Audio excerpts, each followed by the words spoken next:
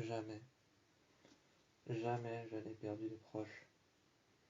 Dans ma chambre, au-dessus des maisons victoriennes que je pouvais apercevoir, au-dessus des maisons victoriennes et mitoyennes que je pouvais apercevoir par la fenêtre, j'ai compris qu'aujourd'hui, jamais, jamais je n'avais perdu de proches. Dans la chambre de mon duplex, j'ai pu apercevoir des maisons inspirées par lesquelles je pouvais voir leurs toits, les toits des maisons mitoyennes et victoriennes qu'il y avait dehors. Naturellement, je me suis dit, lorsque j'étais à la fenêtre, je me suis également dit, élégamment, j'ai regardé ces fenêtres à l'extérieur, les fenêtres des maisons, et je me suis dit, élégamment, en me retournant vers le visage que je croise tous les jours, élégamment, je me suis dit que s'il s'agissait de faire de ma mort un véritable paradis, j'en ferais de ma vie un véritable enfer. Si on veut, c'est un peu comme ça que je pense et que je vois les choses. Car si récemment que cela, il s'est passé quelque chose. Si récemment que cela, si on veut, il s'est passé quelque chose. Dans la banlieue, dans les résidences, une jonction a été faite. Mais là ne s'arrête pas l'histoire. Une jonction a été faite. Et si on veut, chez moi, tout près de chez moi, au point culminant, tout près de chez moi, s'est passé quelque chose. C'est à la maison, par la fenêtre, par laquelle je voyais à la fenêtre de mon duplex, les maisons victoriennes et mitoyennes. Près de leur toit, j'ai vu ce soir-là, près de la voie ferrée, que quelque chose était scellé. J'ai vu élégamment, après avoir dit que si je devais faire de ma vie un véritable enfer, j'en ferais de ma mort un véritable paradis. Auparavant, je n'avais jamais perdu quelqu'un. J'étais très proche de tous ceux que j'aimais. Je n'avais encore pour le moins jamais perdu quelqu'un, car en réalité s'agissait-il de la vérité. Nous n'avons jamais perdu de proches. Nous étions deux. Je m'appelais Gwen. Il s'appelait Vren. Nous étions deux, mais pour le moins seuls. Il avait avec moi un comportement que j'avais tous les jours avec lui. Dans la chambre, en face de la fenêtre, dans ma chambre, la mienne, je lui ai dit en le regardant, s'il s'agissait que je devais faire de ma vie un enfer, je ferais de ma mort un paradis. Peu de temps après, il a affirmé que si le mal s'abattait sur moi, à défaut de le voir, à défaut de voir le mal s'abattre sur moi, non, il ne réagirait pas. Non, il ne sera pas là pour moi. Mais ce qu'il fera, c'est sûr, c'est qu'une nouvelle fois, si la situation empire et que le mal s'abat sur moi, il ne fera pas de ma vie un enfer, non, il ne fera pas de ma mort un paradis. Mais il sait, avec probabilité, que si quelque chose vient à s'abattre sur nous, ou sur moi, ainsi que sur lui, avec toute l'élégance possible, en regardant par la fenêtre, récemment, je lui ai dit qu'une jonction allait être lancée, au point culminant du ciel, le plus haut que je puisse voir, dans la banlieue résidentielle dans laquelle nous étions. Mais là ne s'arrête pas la chose, car j'ai vu qu'une récente fissure, dans le passé, dans le présent, avait été scellée. Quelque chose avait été dissipé dans notre monde. Quelque chose s'était dissipé dans notre monde, commençait à abréger nos souffrances petit à petit. Cette chose qui se dissipe dans notre monde commençait à abréger nos souffrances. Nous qui souffrons tellement, à travers les maisons victoriennes et mitoyennes, près du point culminant, au plus haut de la montagne, au plus haut de la montagne, au plus profond de la forêt. Récemment, j'ai vu par la fenêtre, au-dessus des toits des maisons victoriennes et mitoyennes, j'ai vu de chez moi, dans cette maison là-bas, dans le noir. J'ai vu tout au-dessus que je n'étais peut-être pas le propriétaire de cette maison, que quelque chose y vivait avec moi, quelqu'un, malgré le fait que je sois déjà dans cette maison en cohabitation avec Vren, que je sois Gwen et que je sois avec lui, malgré le fait qu'il y ait Gwen, moi, et qu'il y ait Vren avec moi. Je savais que chez moi, je n'étais pas seul dans cette maison, dans la maison dans laquelle j'étais, cette maison victorienne, entourée de maisons mitoyennes, et bien près de la voie ferrée, celle que nous pouvons apercevoir, celle que le propriétaire m'avait dit que nous pouvons la voir par-delà la fenêtre. Cette voie ferrée, celle-ci, que nous pouvons apercevoir par-delà la fenêtre. Je me suis mise devant, et j'ai compris que le propriétaire avait raison. Il n'y avait pas que Vren, et il n'y avait pas que moi, Gwen, à l'intérieur de cet appartement. Cette maison abandonnée, cette résidence, ce lieu résidentiel dans lequel je me trouvais. J'étais propriétaire, car le copropriétaire et le propriétaire de cette maison étaient tous les deux morts. On avait retrouvé leur corps. Alors Gwen et moi, ainsi que Vren, Gwen et Vren, nous deux, nous avons décidé de faire cet endroit notre chez nous. Nous sommes rentrés chez nous et nous avons fait de cet endroit notre maison. Nous sommes rentrés et à ce sujet nous en avons discuté pendant une bonne heure, regardant le ciel et les étoiles. Animés par l'univers, nous avons commencé à discuter de plein de projets. En fin d'année, qu'est-ce que nous ferons? Aller à la fac, à l'université. De bonne grâce, nous avons discuté jusqu'à des heures pas possibles, telles que 1 heure du matin, minuit, ou encore beaucoup plus loin que le solstice de la nuit. Nous avons discuté, nous avons parlé, nous avons réalisé des choses que nous n'avons pas vues auparavant. Mais jamais auparavant, nous avons réalisé que personne, ni même l'un d'entre nous deux, Gwen et Vren, n'avons perdu un proche. En réalité, nous ne le savions pas tout de suite. Nous avons compris seulement plus tard. Seulement plus tard, nous avons compris pour la première fois, lors de l'année scolaire. Nous avions compris que les plus belles choses qui nous soient arrivées, ce soit d'avoir affronté nos peurs, les épreuves que nous avons affrontées et le fait de n'avoir perdu aucun proche. Cette semaine-là, nous étions sur le point de faire face à autre chose, quelque chose de plus dangereux. Nous étions sur le point de faire face à quelque chose de plus dangereux. Nous devons allier nos forces pour pouvoir aller plus tard affronter cette chose.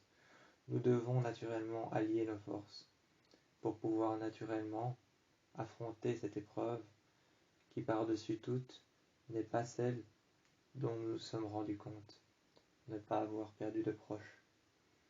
C'est alors que nous ne savons pas encore ce que ça fait la mort d'un proche. Alors nous avons commencé à grimper sur nos quads, à la rencontre d'une nouvelle expérience. Nous avons grimpé sur nos quads. C'est alors que j'ai vu Gwen grimper sur son quad, et ensuite moi, Vren, grimper sur le mien.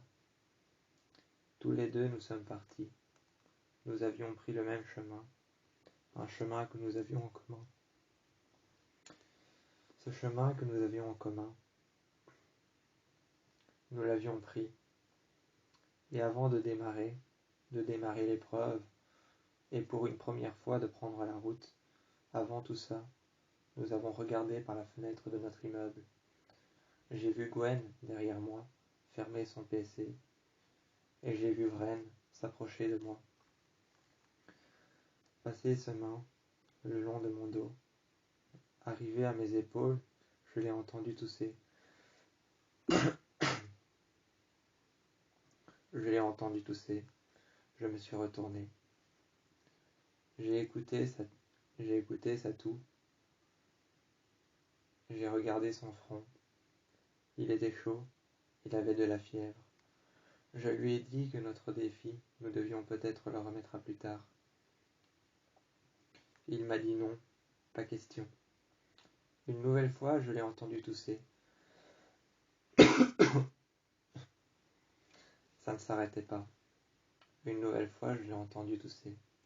Ça ne s'arrêtait pas. Ça s'aggravait. Il avait l'air fatigué, si fatigué que ses yeux se fermaient. À vue d'œil, je pouvais voir qu'il s'affaiblissait. Mais ce n'est pas si mal, car au pire, à défaut de pouvoir remettre cette journée à plus tard, en l'entendant tousser en écho derrière moi, eh bien derrière moi, je l'entendais tousser. Ce n'était pas si mal de pouvoir remettre cette journée à plus tard. Au pire, à défaut de le savoir cloué au lit, eh bien, j'ai fait part de notre expérience à plusieurs de nos copains. Certaines copines que je connaissais, d'autres que je ne connaissais pas encore. Mais c'est en perdant le contrôle que plus tard dans l'appartement sont arrivées nos copines les unes après les autres. Elles sont arrivées les unes après les autres.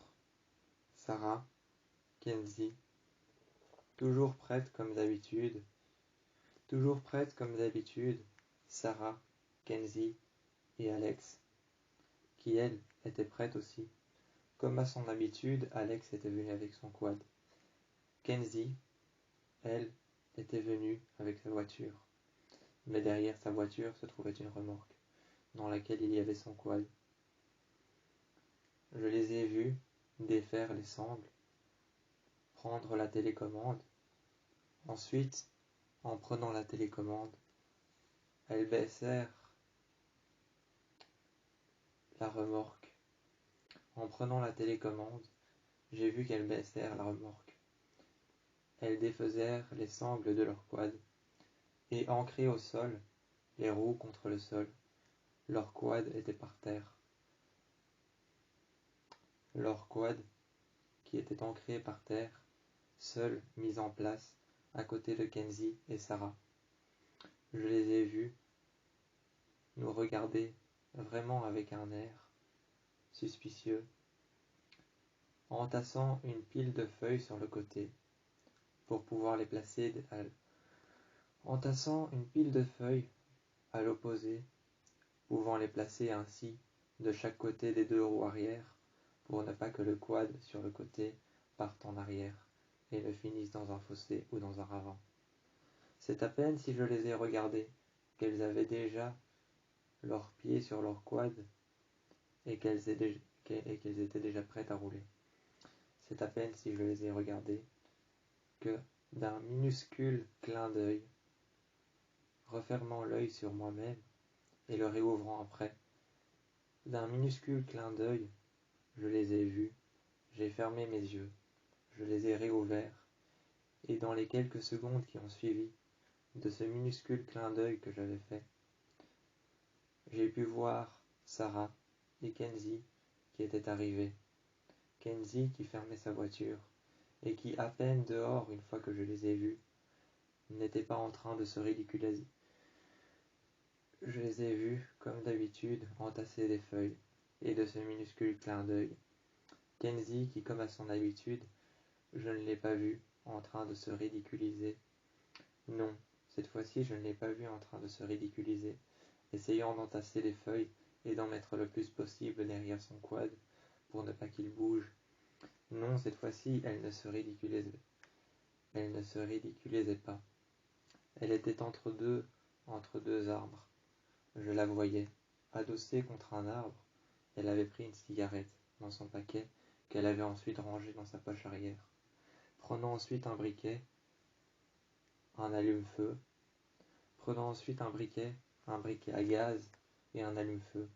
Elle fit alors un feu de bois, et avant de partir, nous nous sommes installés, les uns à côté des autres, il y avait des enclumes par terre. À vrai dire, il y avait des enclumes par terre, sur lesquelles la faune et la flore avaient déjà poussé, la faune et la flore avaient déjà repris son territoire. Ces enclumes qu'il y avait par terre, à vrai dire, il y en avait exactement le bon nombre pour pouvoir se mettre autour du feu. Une pour Kenzie, une pour Mélo, une pour Sarah, une pour Gwen et une pour moi, ainsi que pour Vren. Absolument parfait. Absolument tout était parfait ce soir-là. Il y en avait une pour Gwen, il y en avait une pour Vren, il y en avait une pour Sarah, une pour Mélo, et il y en avait une pour Kenzie. Kenzie qui, au pied d'un arbre, à un moment, se répétèrent. Elles se répétèrent encore, nous demandant quand est-ce que nous allions partir en quad. Je la voyais prendre sa télécommande, elle avait l'air bien agitée. Elles remontèrent alors une nouvelle fois son quad. Une nouvelle fois elles le remontèrent, elles resserrèrent les sangles, et elle le mit à l'intérieur de la remorque, à l'arrière de sa berline noire. Je pus la voir agitée. Elle prit place à côté de nous, et autour du feu, en plein air, dehors, elle regardait. Je pus la voir agitée, presque terrifiée, entre deux personnes qu'elle connaissait, Sarah et Mélo. Sarah et Mélo, qui étaient juste à côté d'elle, entre deux personnes qu'elle connaissait si bien, c'est plutôt inconfortable de savoir que l'une des personnes que tu connais si bien, Mélo et Sarah, retrouvant Kenzie entre eux deux, prit place à leur côté et remarquèrent confortablement assis que Kenzie avait l'air surexcité, agité, et ne cessèrent pas de bouger. Incontrôlable, absolument incontrôlable. Tout de même, nous avons essayé de lui parler. Elle était prête à partir, elle avait son quad qui était prêt, sanglé et attaché à sa voiture, la remorque qui était sanglée à son quad qui était sanglé à la remorque. Je voyais et je pouvais entendre pratiquement, à travers les crépitements du feu, je pouvais entendre pratiquement son cœur battre. Mais comme si cela était nécessaire, je n'écoutais que son cœur, que les pulsations de son cœur et le relent que son cœur pouvait faire. Je n'écoutais que les pulsations de son cœur, ainsi que les relents de sang qu'il pouvait faire à travers son corps, car je savais et j'avais appris en cours d'anatomie que le cœur faisait des relents de 9 mètres à travers les veines. Je ne pouvais qu'entendre la pulsation de son cœur, mais j'entendais souvent l'incontrôlable et l'absolu crépitement du feu qu'il y avait tout de même devant moi. L'absolu et incontrôlable crépitement du feu qu'il y avait juste en face de moi. Je la regardais, assis, secouant ses jambes, grattant ses cuisses avec ses ongles, frottant ses mains sur son jeans. Je pus la voir, elle était incontrôlable, absolument incontrôlable. Tout de même, assise, elle avait l'air incontrôlable, elle avait l'air agitée. J'étais assise sur une des enclumes, en face de elle. À côté d'elle, il y avait Mélo, qui préparait son quad. Regardant le gaz, ainsi que le moteur, ainsi que son quad, la carrure de son quad, les roues qu'ils vérifièrent par la suite, et ensuite le gaz, l'essence qu'il y avait dedans, le carburant. Il avait vérifié son quad et par la suite, j'en ai fait de même.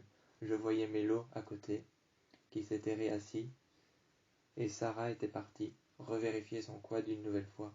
Elle resserra les sangles, et par la suite, moi-même, j'ai été dans les bois, un peu plus loin. Je me suis éloigné du campement, je suis sorti du campement, je me suis éloigné dans la forêt. Je me suis éloigné dans la forêt, et j'ai pris la télécommande de mon quad avec. J'ai commencé à fumer une cigarette. Mais peu plus tard, je n'ai pas vu les heures passer. Ils m'ont réappelé au campement. Je suis revenu m'asseoir sur l'enclume qu'il y avait par terre, regardant Mélo, qui avait serré son quad et qui l'avait sanglé à la remorque de sa voiture. Nous étions prêts à partir, elle était prête à partir. Nous étions prêts à partir, Gwen, Mélo, ainsi que Vren et moi, nous étions tous prêts à partir. Sarah et Kenzie étaient tous prêts. Les quads étaient prêts et les voitures aussi. j'avais regardé mon téléphone. Il était exactement 1 heure du matin, ni plus ni moins. Je venais de regarder mon téléphone. Ni plus ni moins, il était 1 heure du matin. C'est alors que je regardais Alex et Sarah, l'une à côté de l'autre. Je pouvais les voir. Elles étaient assises sur une enclume, et derrière moi, je pouvais voir Mélo, qui regardait attentivement chaque détail de son quad. Je pouvais voir Mélo derrière moi, attentif à chaque détail. Il regardait son quad noir black, que je pouvais admirer face à l'obscurité qu'il y avait derrière nous. Face à l'obscurité qu'il y avait derrière nous, je pouvais voir Mélo avec son quad noir black à la lumière du jour, mais noir corbeau lorsqu'il faisait nuit. Il faisait nuit, exactement comme maintenant, avec le quad noir corbeau de Mélo derrière. Je l'ai vu, je le regardais, je ne l'avais jamais vu faire ça auparavant.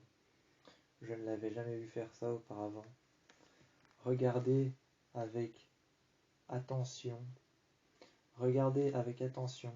et avec détail chaque partie de son quad. Je ne l'avais jamais vu auparavant regarder son quad si attentivement. C'est alors que j'étais assis sur une enclume. À côté de moi, sur une autre enclume, se trouvait Alex. À côté de Alex, près de moi, se trouvait encore sur une autre enclume Sarah, qui elle-même était en train de regarder Mélo, et moi, avec Alex, je regardais Mélo face à son quad qui était devenu noir corbeau lorsque le soleil s'était couché. Je le regardais. Il était accroupi juste devant son quad noir corbeau. On pouvait apercevoir la carrure de son quad, et comme s'il venait de sortir du showroom. Ou du garage de Mélo, de sa maison. Comme s'il venait de sortir du garage de la maison de Mélo. J'ai pu apercevoir son quad. Comme s'il venait de sortir tout droit de la maison de Mélo. Les roues étaient encore neuves. On pouvait sentir l'odeur du neuf. Jusqu'au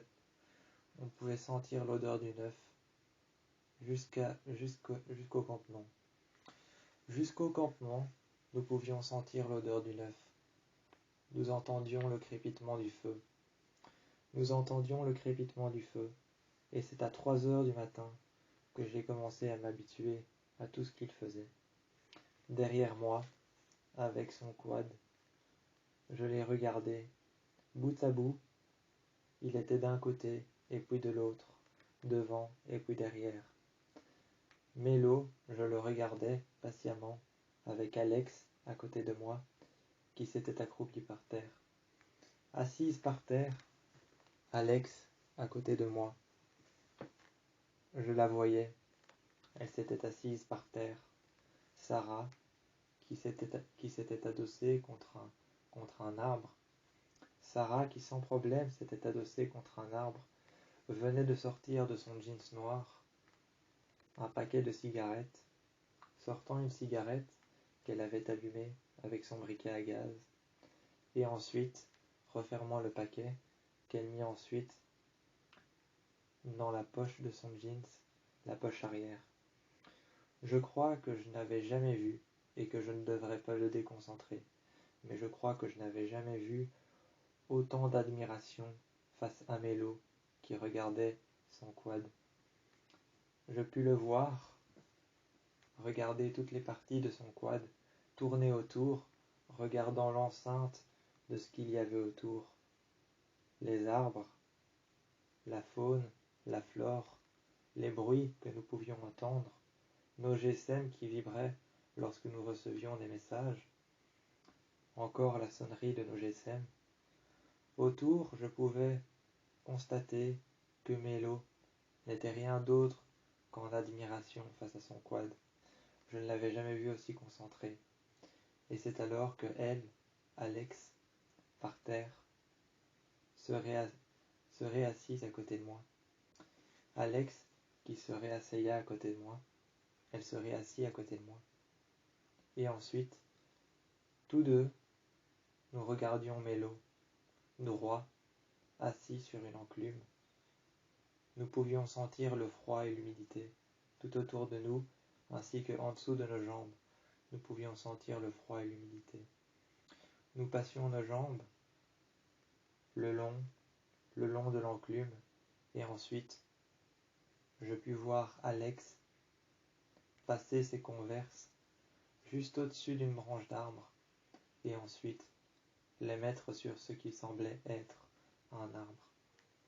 Je pus voir Alex mettre ses pieds, ses converses, sur ce qui semblait être un arbre, après avoir marché sur une branche par terre.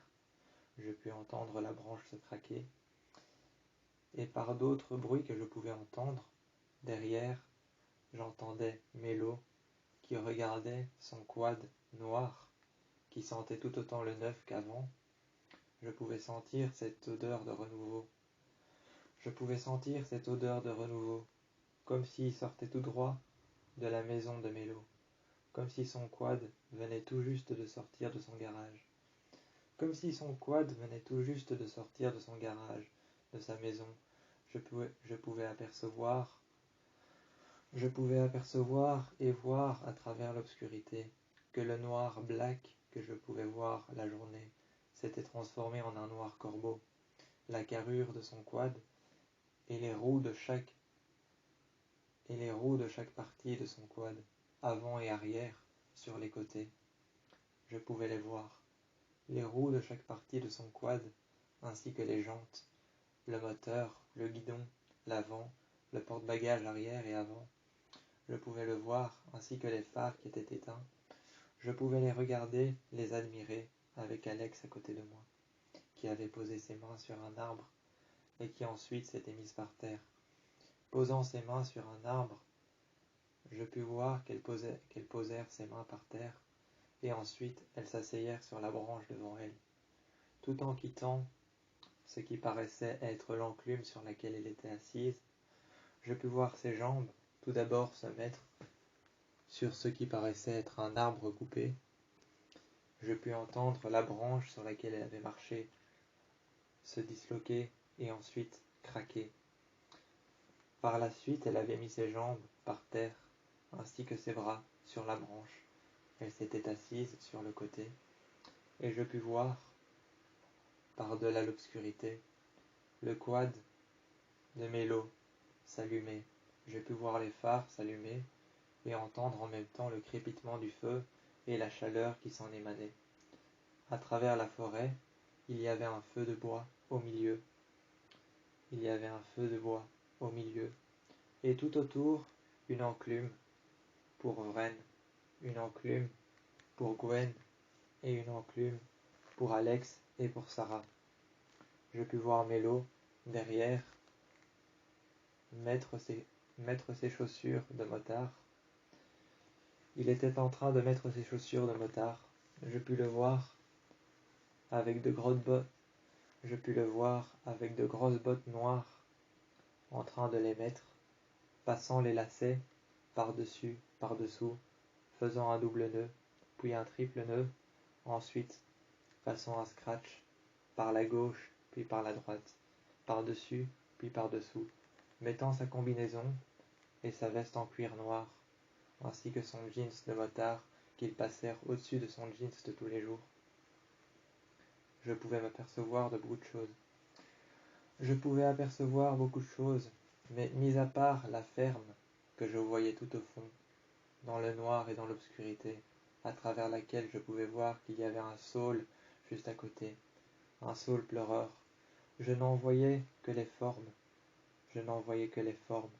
les murs, les couloirs, et devant, une chambre qui avait l'air ouverte, une fenêtre qui avait l'air cassée, et à en revenir en arrière, je voyais tout autour la forêt, les arbres, les sapins, les chênes, les saules pleureurs, leurs feuilles qui tombaient, et le bruit des arbres qui craquaient.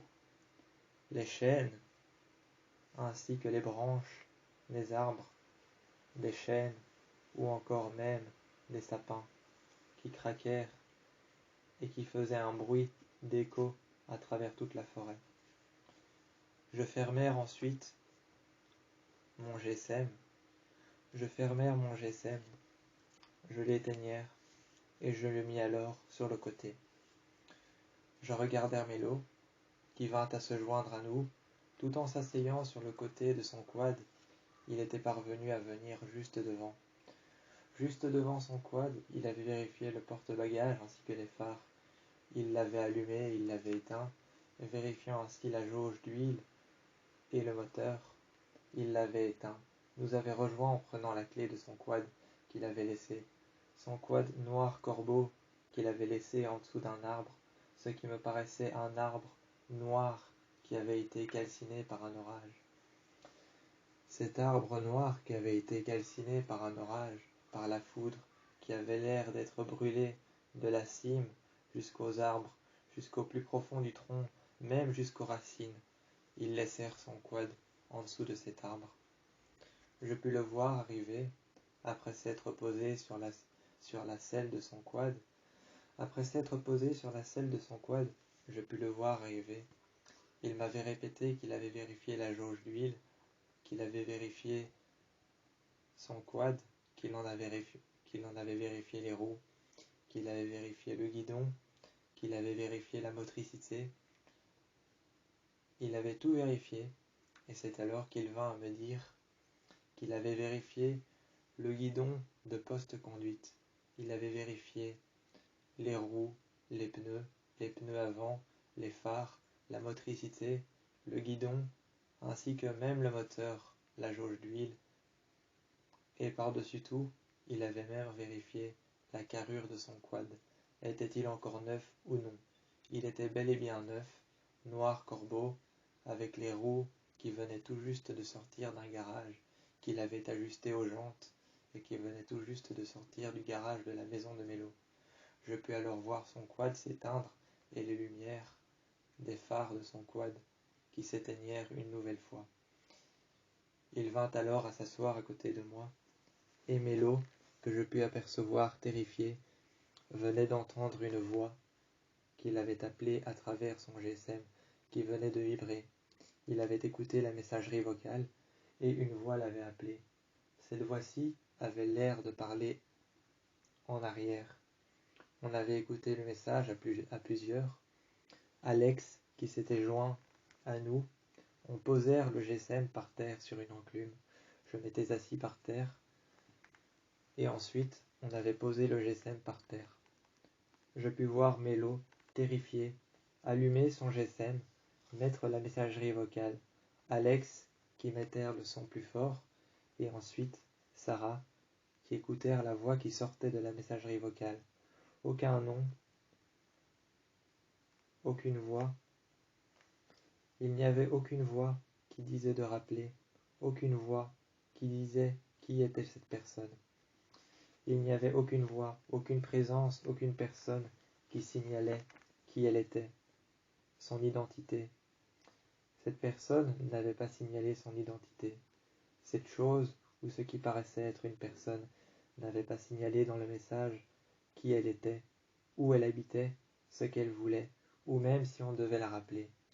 Juste un message vocal, aucun signal sonore, et juste un GSM qui laissèrent derrière lui une voix terrifiante, en écho dans toute la forêt, autour de nous, autour de Gwen, autour de Vren, autour de Alex, Sarah et moi, ainsi que Mélo, qui était terrifié à l'idée que cette voix puisse traverser la messagerie de son GSM sans laisser de rappel, sans même dire qui était cette personne, cette chose qui l'avait appelé. Cette voix qui laissait un écho derrière lui, derrière son GSM, le terrifiait encore plus, lui glaçait le sang, et tout le long de sa colonne vertébrale, à chaque vertèbre, il avait l'impression que entre chaque vertèbre se glaçait son sang un petit peu plus chaque fois. Chaque fois qu'il réécoutait ce message qui revenait, il avait l'impression que chaque vertèbre de sa colonne vertébrale glaçait son sang un petit peu plus et venait à se briser. Ce message qui avait été laissé avait été enfin traduit par Alex. Alex qui avait remarqué la première fois qu'elle l'avait traduite que c'était une voix de femme. Ensuite, ce message qui avait été réécouté, cette fois-ci par Sarah, remarquèrent que le message avait été laissé dans une voix de femme normale, mais inscrit et décrit, ainsi que prononcé et parlé à l'envers. Il ne manquait plus qu'à décrypter le message, mais seulement comment allait-il faire pour décrypter un message à l'envers qui avait été laissé par une femme dont on ne connaissait l'identité, qui n'avait même pas demandé à la rappeler, qui n'avait même pas demandé le message, et c'est alors que cette femme, peu plus tard, nous allons la découvrir. Peu plus tard, nous ne le savions pas encore, mais peu plus tard, il était sûr que nous allions la découvrir. C'est alors que nous nous sommes abrités. Nous nous sommes abrités dans un endroit sûr, et peu plus tard, nous nous sommes abrités dans un endroit sûr. C'est alors que Mélo m'avait regardé et m'avait dit « Bonne idée, on va s'abriter ici durant la nuit ». Il m'a regardé, je me suis demandé pourquoi il a dit que c'était une bonne idée. J'ai regardé cet endroit, ça paraissait juste être un lodge abandonné, fait de bois massif, par-delà lesquels les poutres étaient brisées. La carrure de ce lodge, de cette maison qu'il y avait sur le côté, était brisée. La carrure n'était plus que des ruines. La carrure de ce lodge, de cette maison, qui avait été laissée sur le bord de la route, en beau milieu des bois, était brisée. Il me paraissait vide, sans vie, et je me disais que sûrement la voix de cette femme venait d'ici. Je n'avais aucunement d'idée pour savoir où menait la voix de cette femme, ce qu'elle allait faire et ce qu'elle avait l'intention de nous faire. C'est alors que je me posais des questions, mais au contraire des autres qui ne se posèrent aucune question. C'est après ça, après un long silence, que nous nous sommes installés. Nous avons attendu que ça passe, et le message est revenu. Plus tard, la même voix, la même femme, le même message, ne demandant pas de rappeler. Ce message est revenu, et cette fois-ci, nous avons cherché une bonne raison de comprendre. Nous regrettons d'avoir abrité ce lodge. Nous regrettons d'être venus abriter ce lodge. Nous regrettons de s'être installés ici. Nous avons attendu, bien sûr, pendant plusieurs jours, bien sûr, pendant plusieurs heures. Et enfin, cette voix était revenue, une nouvelle fois, sur le même téléphone, la même messagerie, à la même heure, au même endroit. Mélo était terrifié. Cette voix ne cessait de revenir, nous faisant part d'un message que nous ne connaissions pas. Cette voix avait sûrement été empruntée à une défunte morte que nous ne connaissions pas. Cette voix avait bien sûr, ou peut-être, été empruntée à une défunte morte dont nous connaissons l'identité. Nous sommes revenus à la maison, cet endroit, ce lodge, inhabité, dénué d'espoir, dénué de vie. Il daignait à se montrer. Dénué de vie, dénué d'espoir, cet endroit, ce lodge abandonné, fait de bois massif, dénué d'espoir et de vie, il daignait à se montrer encore et encore, ce message qui derrière lui laissait une trace du passé. Quitte à mourir, autant le faire ensemble. Nous nous sommes regardés et nous sommes entrés après avoir ouvert la porte. Après avoir ouvert la porte, nous nous sommes plongés dans l'obscurité. Nous nous sommes tous dit, en se tenant la main, en se regardant dans les yeux, quitte à mourir, autant le faire en groupe. Il était temps de savoir d'où venait ce message, à qui appartenait cette voix, et pourquoi avait-elle été envoyée à Mélo à cette heure-là, à l'envers. Qu'est-ce qu'il y avait derrière ces murs? Qui était cette femme? Allait-on le savoir un jour?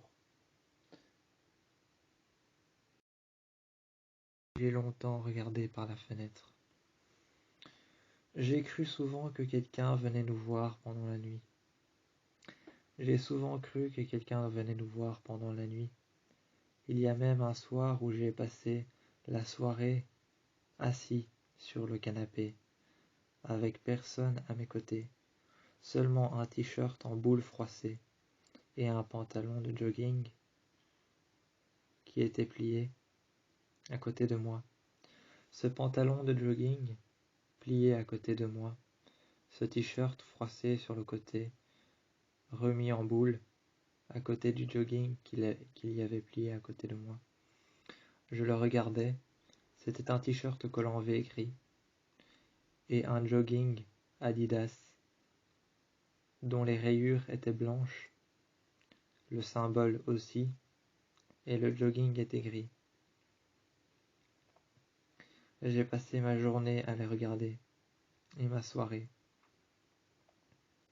Mélo est venu à côté de moi, s'est allongé de tout son long sur le lit.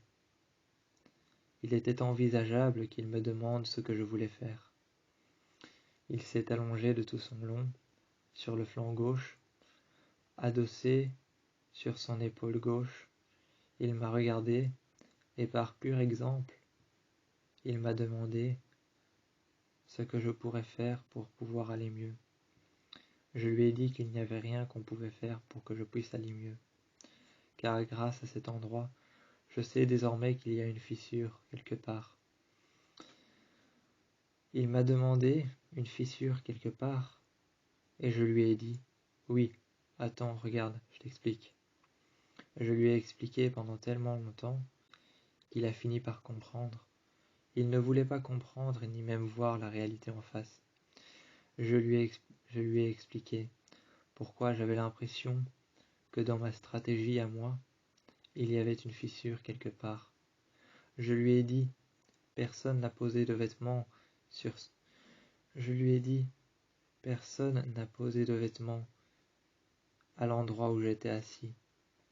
Toute la soirée, j'étais assis sur le même fauteuil noir en cuir. Mais personne n'est venu, personne n'est parti. Ce soir-là, personne n'est entré à part moi, et je ne pourrais pas dire qui a posé ce jogging plié juste devant moi, avec un t-shirt froissé mis en boule juste à côté. Je lui ai expliqué, et je lui ai dit « Attends, c'est pas tout, c'est pas fini ».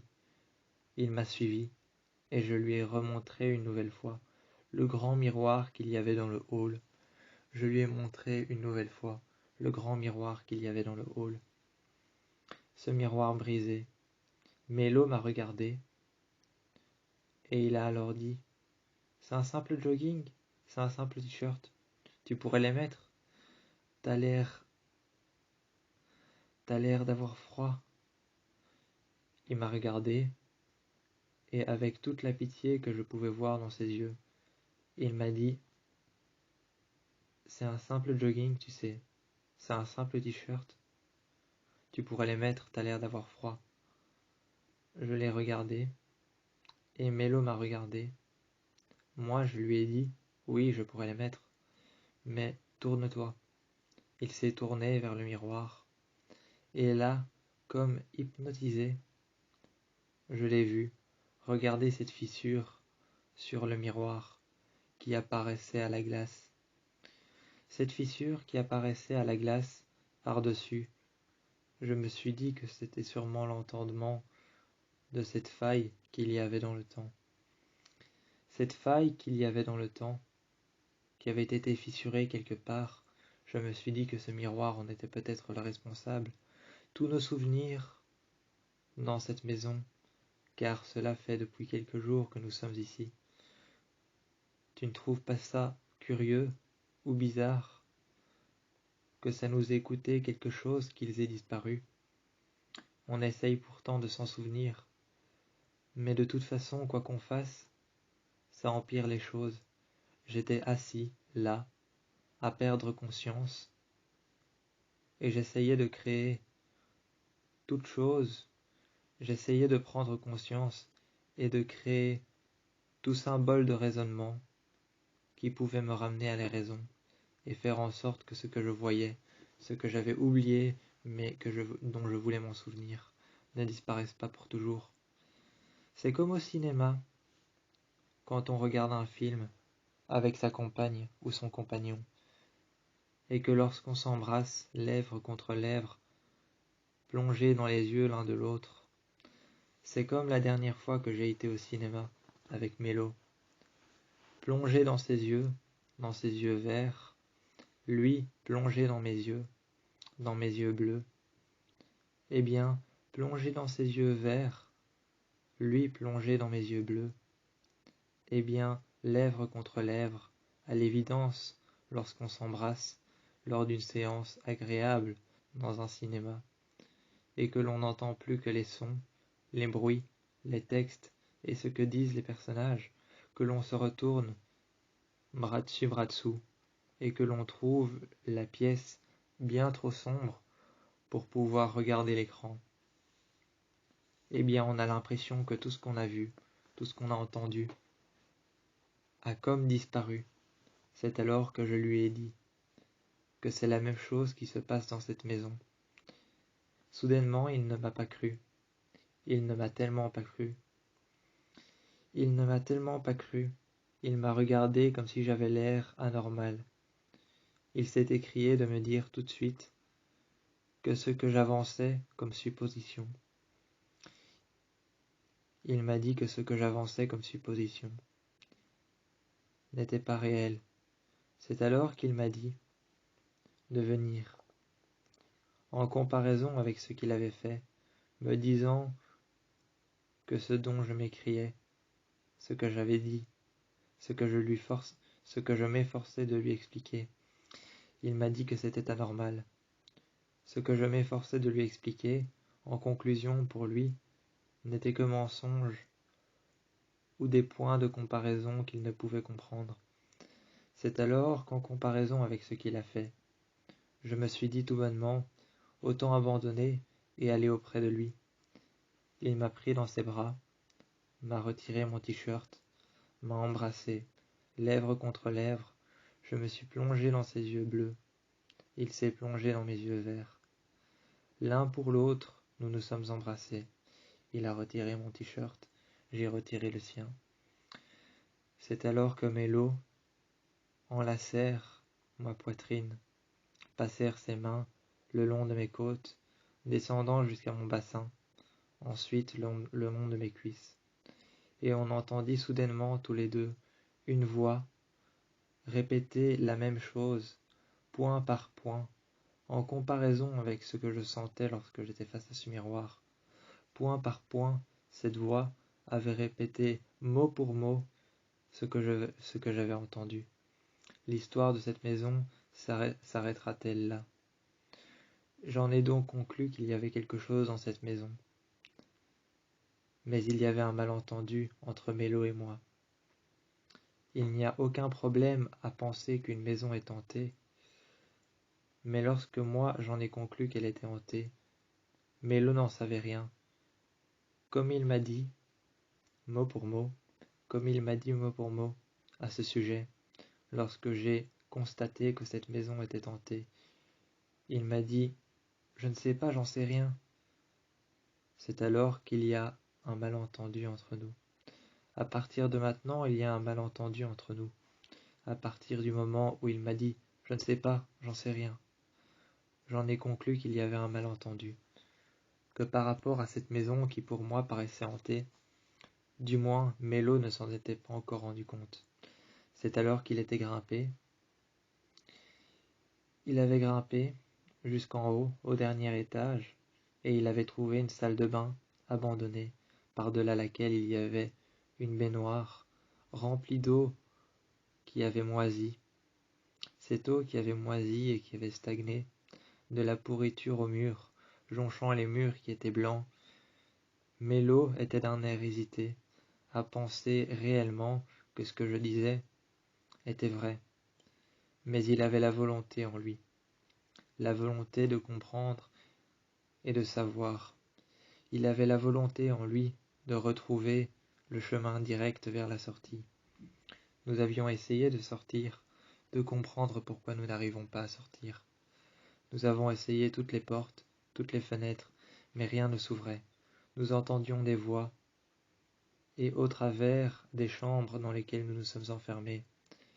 Nous nous sommes enfermés dans une chambre, nous nous sommes mis sur le lit, nous avons attendu, et à l'évidence, je savais que cette chose allait bientôt arriver, que ce qui allait se passer ne serait que sobre et noir, que nous allons rejoindre cette chose dans les...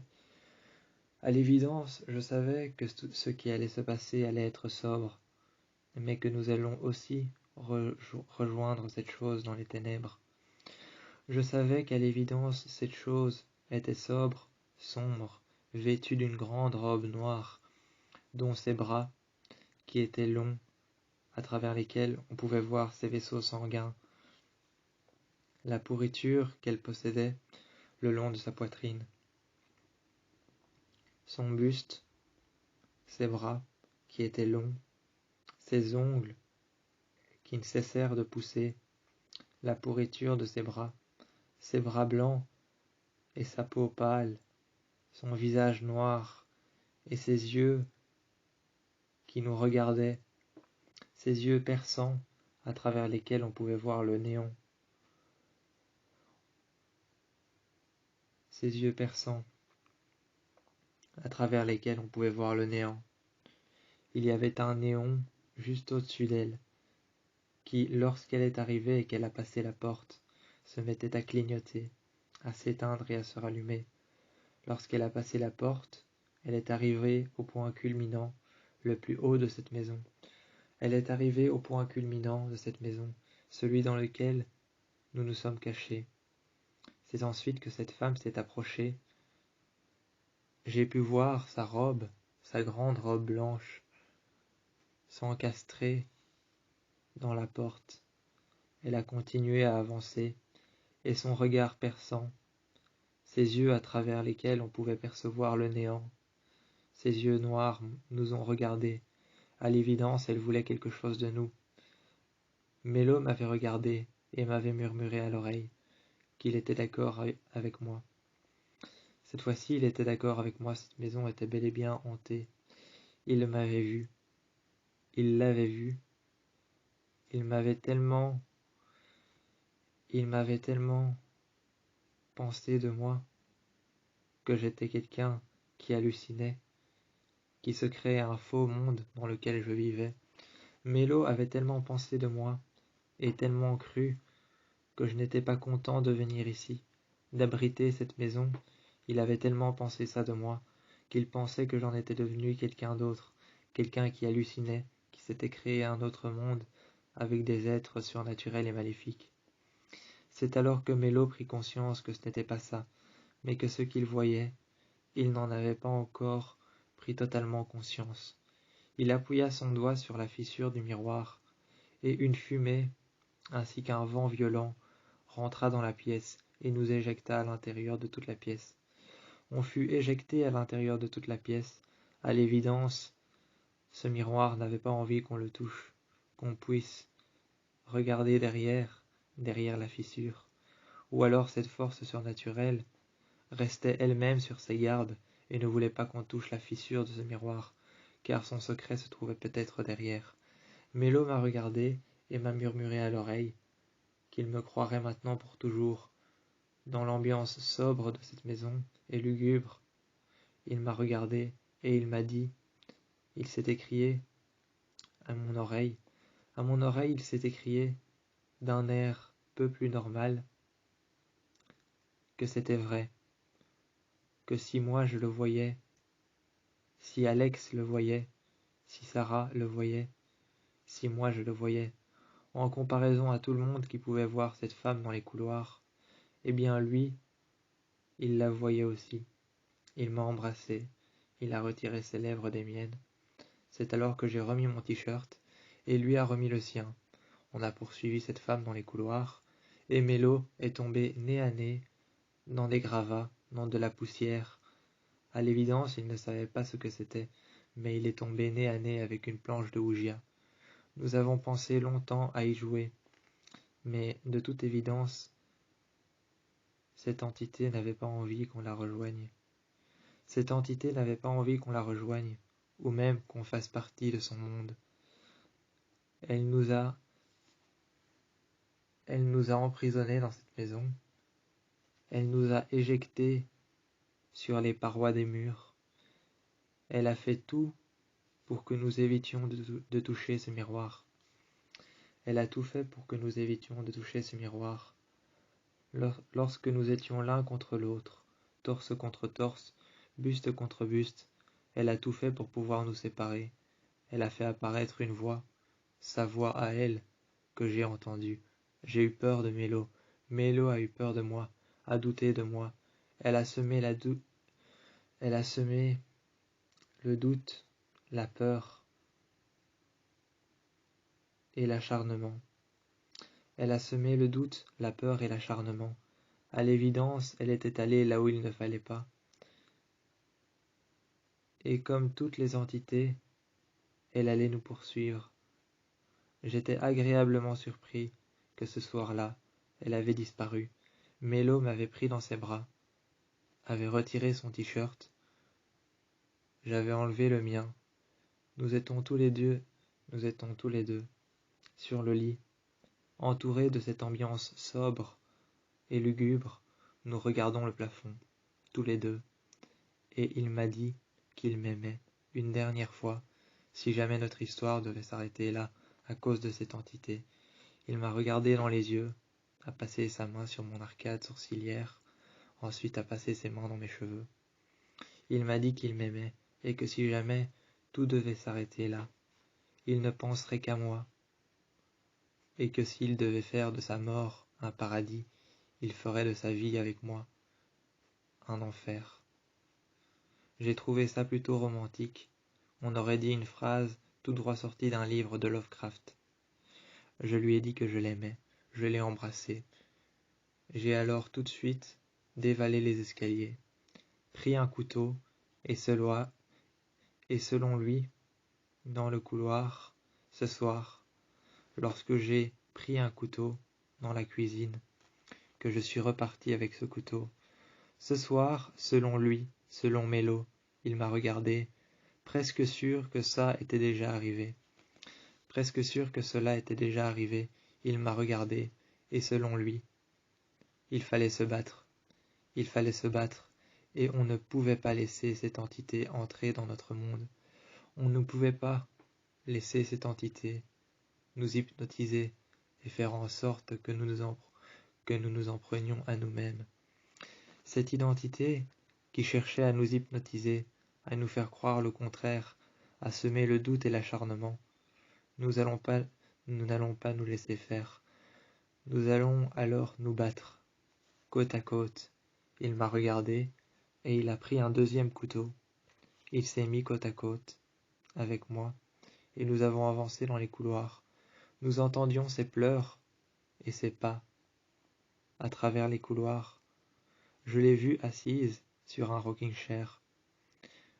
J'ai vu son ombre et un aura blanc qui l'entourait, sa longue robe blanche et ses bijoux qu'elle était en train de soigneusement passer autour de son cou. Elle m'a regardé, elle a tourné son visage vers le mien et vers celui de Mélo, qui était caché derrière moi avec un second couteau en main. Son visage tourné vers nous deux, elle nous a regardés, les yeux vides, les yeux noirs, ses bijoux qu'elle tenait en main, qu'elle passèrent autour de son cou. Elle nous a regardés. Nous avons quitté le couloir, nous sommes sortis dehors, et nos quads avaient disparu. Aucune chance pour Alex, aucune chance pour Sarah, aucune chance pour Gwen, aucune chance pour Vren, aucune chance pour moi, ni même pour Mélo de partir. Nos quads avaient disparu. Il fallait tout juste se battre.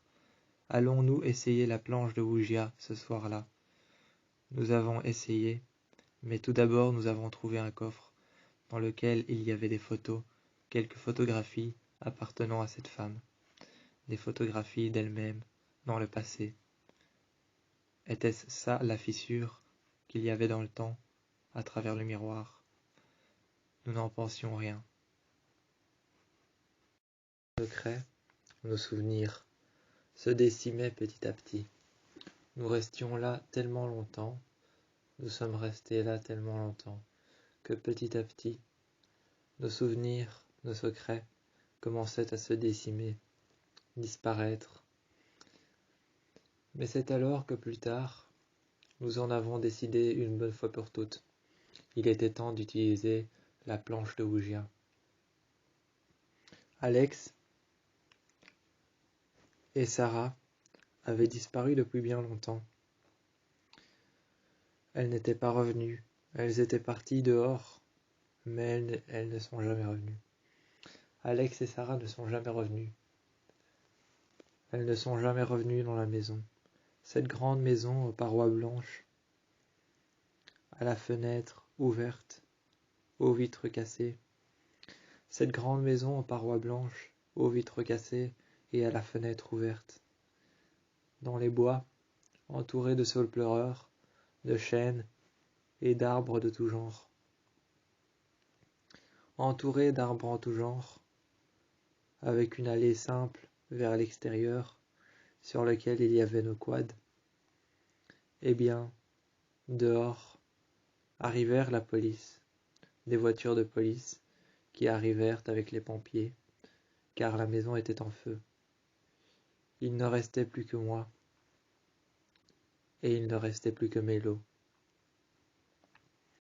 Il ne restait plus que Mélo et moi face à cette chose. Nous avons décidé, une bonne fois pour toutes, après avoir vu tellement de choses, d'utiliser la planche de Ouija.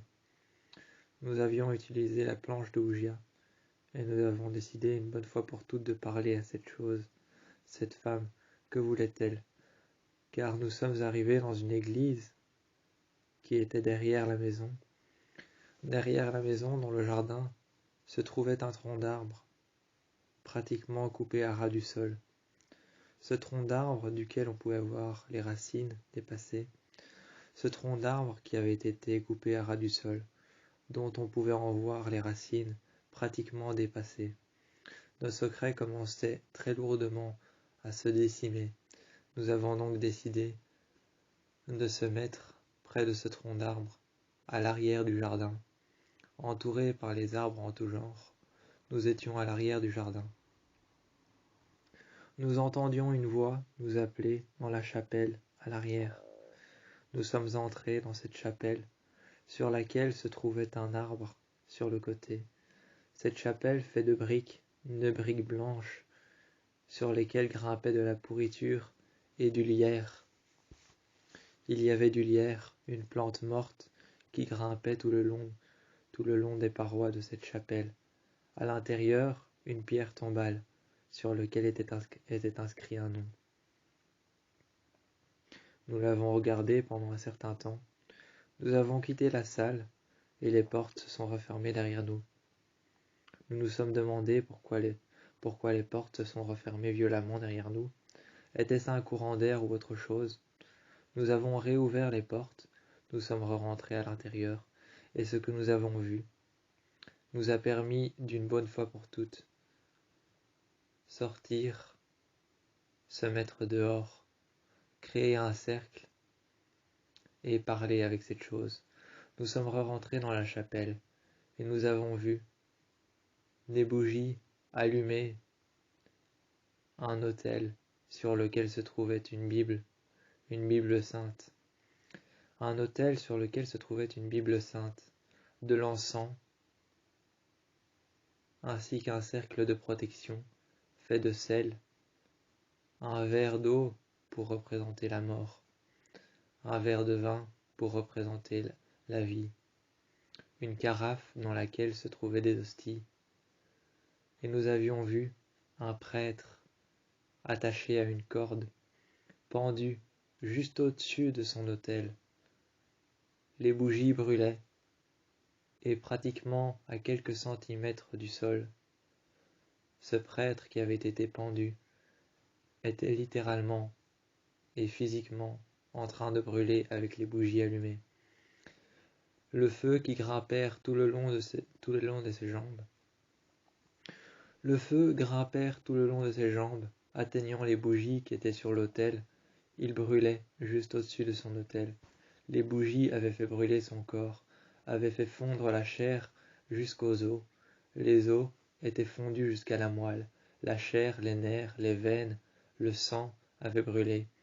Cet homme était en train de se décimer juste au-dessus de son autel. On pouvait voir son vêtement de prêtre qu'il portait, son vêtement noir de prêtre qu'il portait, son étole qu'il avait sur les épaules, son étole mauve avec les croix dorées qu'il portait sur ses épaules, qui était en train de brûler. Il n'était plus que cendre à l'heure qu'il est, ça sentait la chair carbonisée. Les veines, les nerfs, les artères, le cœur, les poumons et les organes vitaux étaient brûlés. Cet homme qui était accroché à la corde venait de brûler. La corde était tombée, et devant nous, sur les bancs de l'autel, de la chapelle, sont apparus des cadavres dans leur linceul sont apparus, des linceuls blancs sur lesquels il y avait un symbole religieux. Les cadavres se sont doucement retournés vers nous. Des ombres sont apparues aux fenêtres de la chapelle. Nous nous sommes directement dirigés vers le jardin. Nous avons fait un cercle avec du sel que nous avons trouvé dans la cave de la maison. Ce sel qui était dans la cave de la maison que nous avions trouvé, nous sommes rentrés, presque étouffés par la fumée du feu qu'il y avait tout autour de nous, presque étouffés par la fumée du feu. Nous nous sommes dirigés dans la cave, nous sommes rentrés, nous avons pris le sel, et les uns après les autres, nous avons sorti les barils de sel. Nous avons fait un cercle en blanc. Nous avons fait un cercle en blanc avec le sel. Ensuite, nous avons disposé des bougies rouges que nous avons allumées les unes après les autres. Nous avons disposé le sel tout autour de cet arbre qui avait été coupé. Cet arbre qui avait été coupé à ras, duquel on pouvait voir les racines ressortir du sol. On y a disposé les bougies tout autour, le sel en y faisant un arc de cercle.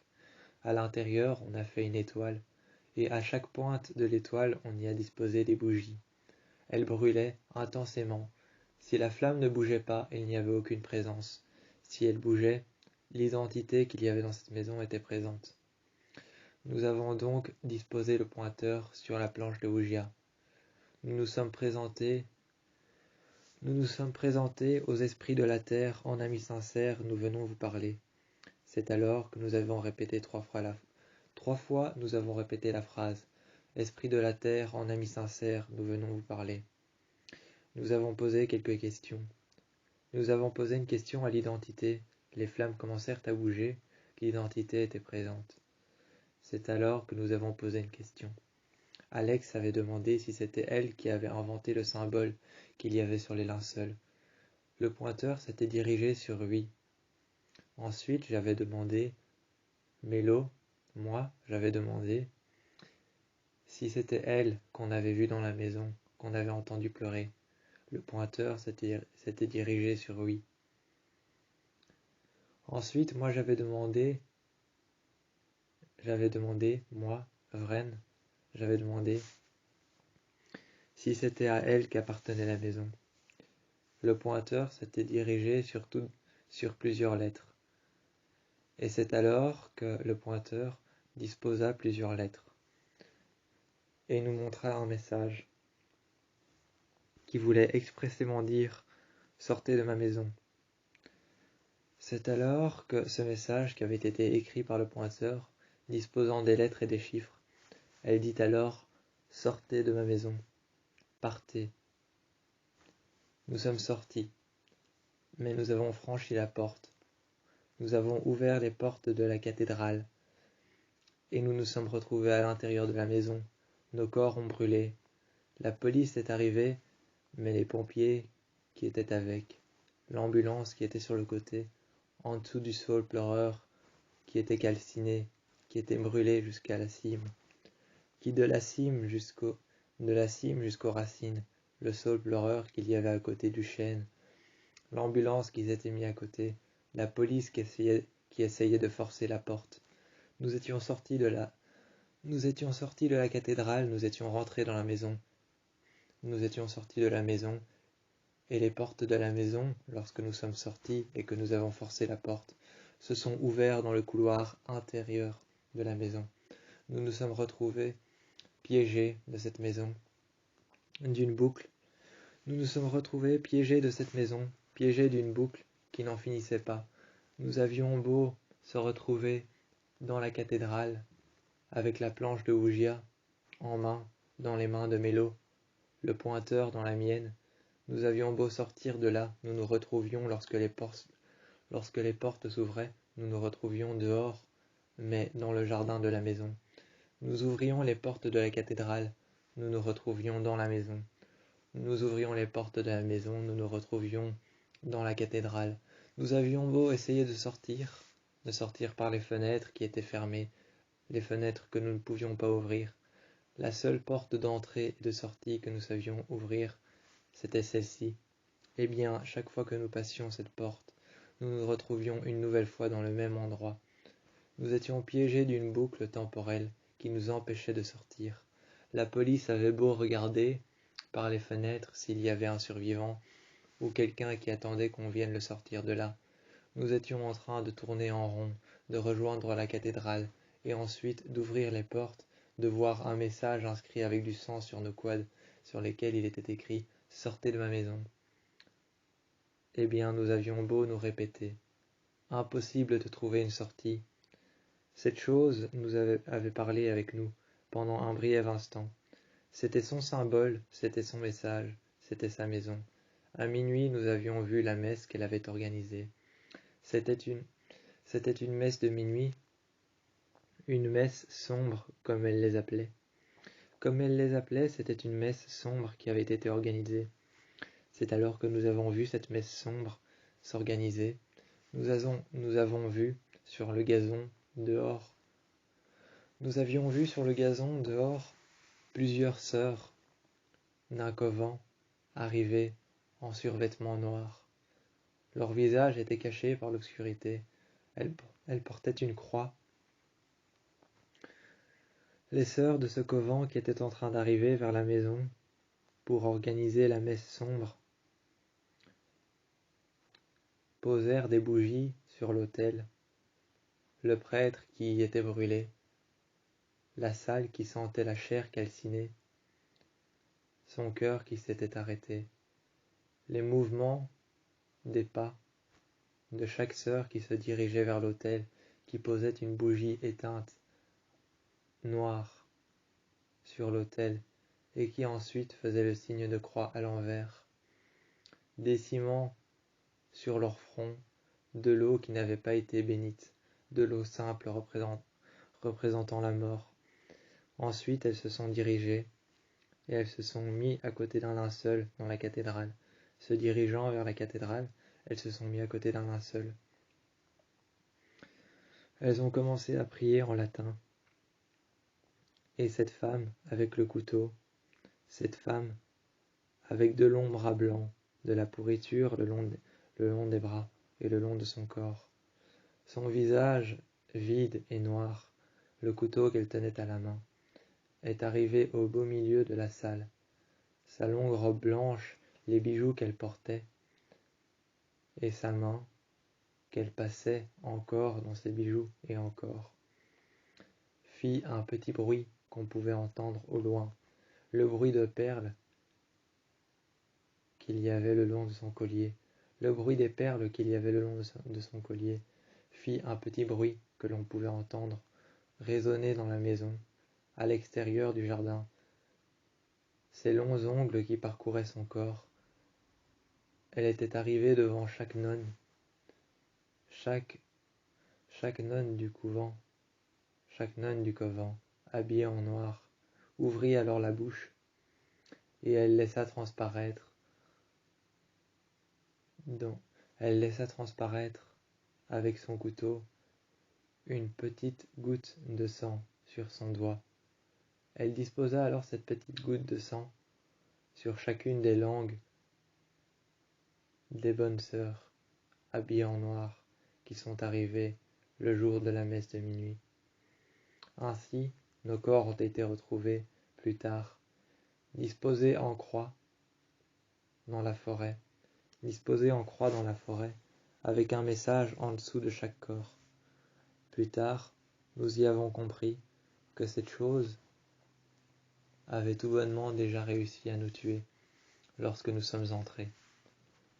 Pas le temps de respirer, pas le temps de dire un mot, même pas un instant pour respirer, pour dire un mot, pour trouver quelque chose de concluant, une preuve, un indice.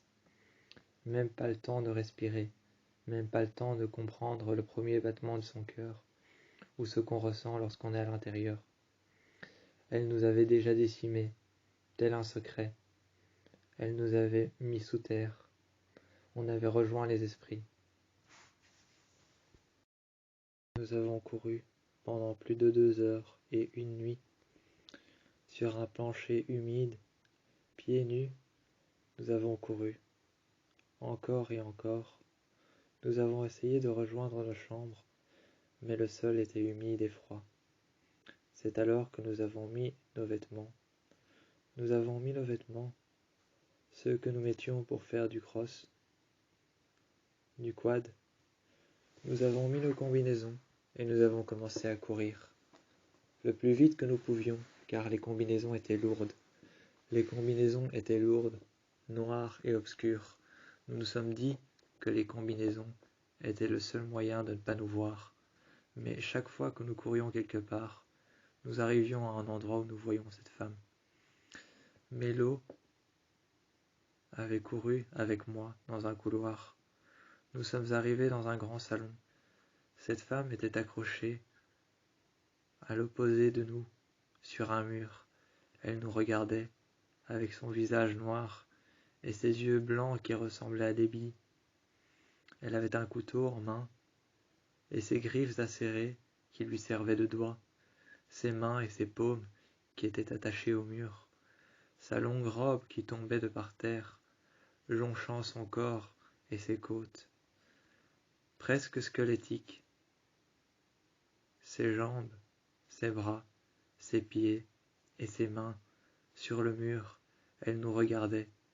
Elle attendait la moindre respiration, la moindre once de peur pour pouvoir commencer à nous poursuivre sur tous les murs, toutes les parois, toutes les fenêtres. Nous les avons toutes essayées, mais lorsqu'elle nous poursuivait, ensuite elle disparaissait. Nous avons couru jusqu'à un couloir. Elle est apparue. Elle nous est apparue. Juste devant nous, on l'a vue traverser le couloir, laissant transparaître derrière elle une respiration presque infime, faible au point de ne pas pouvoir l'entendre, mais de pouvoir la ressentir, comme une image qu'on ne peut pas décrire. Comme une image qu'on ne peut pas décrire, elle laisse transparaître derrière elle une respiration qu'on ne peut pas décrire, un bruit, un son, aussi faible et aussi infime que lorsqu'on l'entend, c'est presque si difficile de le décrire que même une personne sourde ne pourrait pas y arriver. Même une personne sourde qui perçoit des bruits ou qui entend des voix ne pourrait pas décrire ce son. Ce son qu'on entend, mais qui pourtant laisse derrière nous des images, eh bien, elle le laisse derrière elle, comme une empreinte digitale. Elle laisse derrière elle ce son, que même un sourd, même un malvoyant, ne pourrait pas voir ou percevoir.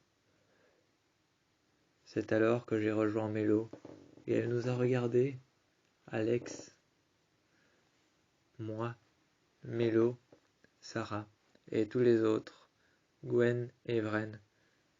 Nous étions tous là, et elle nous a regardés.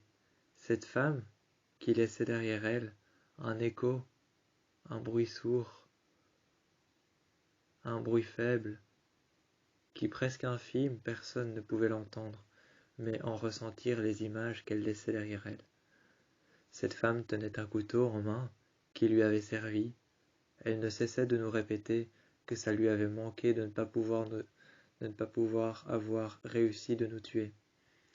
Elle nous poursuivait avec son couteau. On pouvait la voir courir sur les murs, courir derrière nous.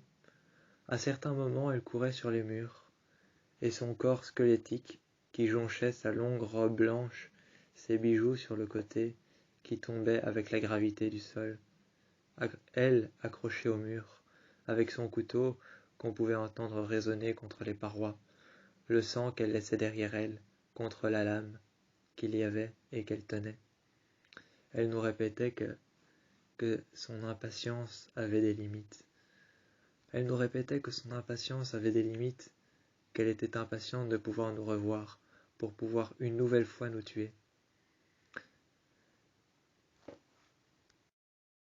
Time is trying to kill.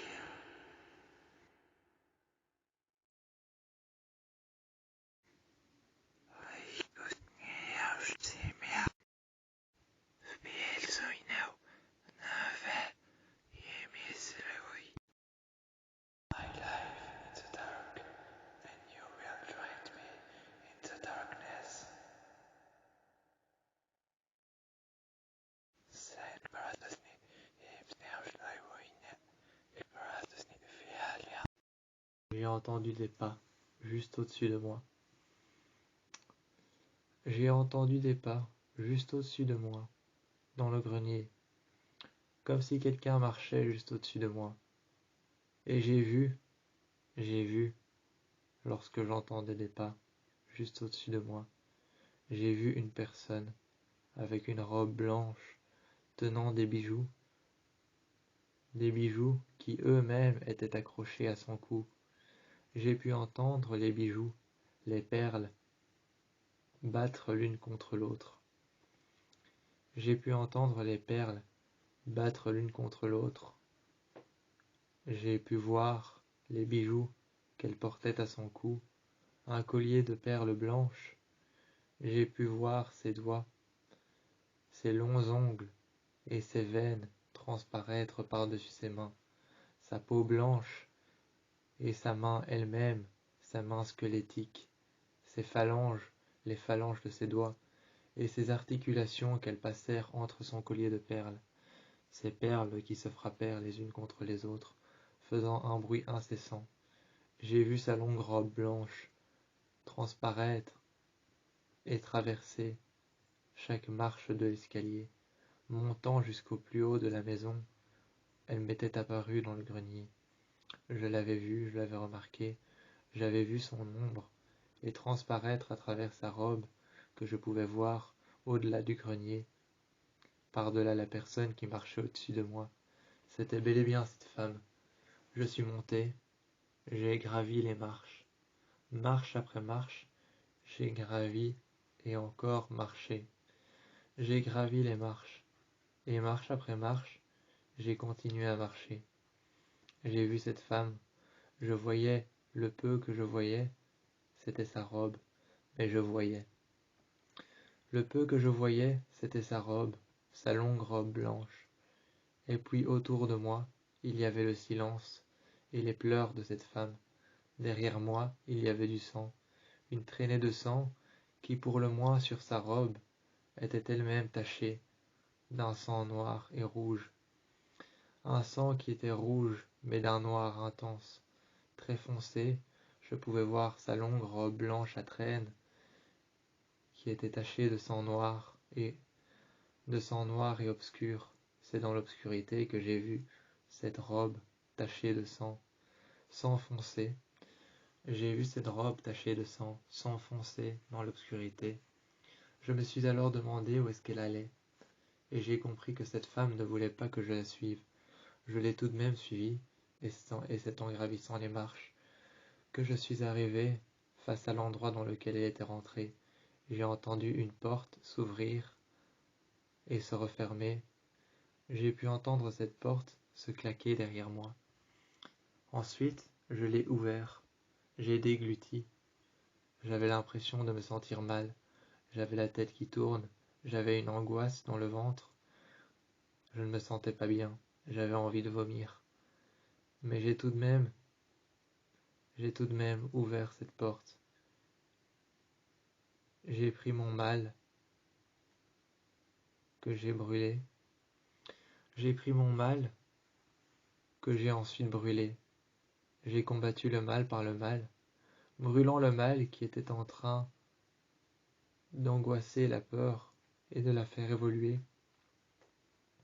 brûlant le mal qui était en train de faire angoisser la peur que j'avais en moi, la faire évoluer et la faire accroître. J'ai ouvert cette porte, combattant le mal par le mal. J'avais envie de vomir, je ne me sentais pas bien, j'avais la tête qui tourne. J'avais l'impression qu'il y avait quelque chose qui tournait autour de moi, qui m'observait. J'ai ouvert cette porte et j'ai vu une salle de bain sur lesquelles les murs en carrelage blanc étaient recouverts de moisissures. Il y avait de l'humidité dans la pièce. C'était une salle froide dans laquelle il y avait de l'humidité dans la pièce, de la moisissure noire sur les carrelages, et je pouvais voir qu'il y avait un aura, un nuage blanc, un nuage de fumée. Tout autour de moi il y avait un nuage de fumée, de la vapeur d'eau. J'ai vu une baignoire, après avoir allumé une ampoule, qui était tenue par un câble électrique qui n'avait pas été protégé. Ce câble électrique qui n'avait pas été protégé, ce câble électrique qui était tenu par un câble lui-même noir qui maintenait une ampoule. Par-delà cette ampoule que j'ai allumée grâce à un interrupteur sur le côté, que j'ai vu, qui lui-même n'était pas non plus protégé. J'ai vu ce câble électrique au-dessus, et le courant est passé dans ce câble noir, tenant l'ampoule, par-delà lequel, au-dessus, ce n'était pas protégé. Mais un scotch avait été mis par-dessus le câble électrique qui dépassait. Je pouvais voir que le scotch qui y avait été mis bien avant que j'arrive, par une soi-disant peut-être autre personne, ce câble avait été protégé par du scotch qui datait d'il y a bien longtemps. Je pouvais le voir se décoller, et par-dessus ce scotch noir qui se décollait, il y avait un câble électrique qui était laissé apparent. Je pouvais voir que ce câble électrique qui avait été laissé apparent, en dessous tombait un câble noir sur lequel était accrochée une ampoule. En allumant l'interrupteur, une détonation s'était faite et j'ai pu voir que le câble électrique avait surgi d'une lumière blanche qui laissa transparaître de l'électricité. J'ai pu en conclure que c'était le contact avec le caoutchouc, avec le scotch noir qui se défaisait, ou tout simplement le contact avec l'air, avec l'extérieur, le fait qu'il ne soit pas protégé. J'ai vu une baignoire sur laquelle grimpait la pourriture. Elle sentait l'humidité, la terre et le froid. Il faisait froid. Je me suis rapproché de cette baignoire. J'ai tout de suite reculé après avoir eu un corps qui baignait dans son propre sang, du sang qui était en train de stagner dans de l'eau qui n'avait pas bougé depuis des mois, des décennies. Je ne savais même pas depuis quand était ce corps. Je ne savais même pas depuis quand ce corps était là. Je ne savais même pas depuis quand il était là, ce qu'il faisait, pourquoi il baignait dans son propre sang qui était en train de stagner avec l'eau qui n'avait pas bougé avec le temps. Qu'est-ce qu'il faisait et comment était-il mort?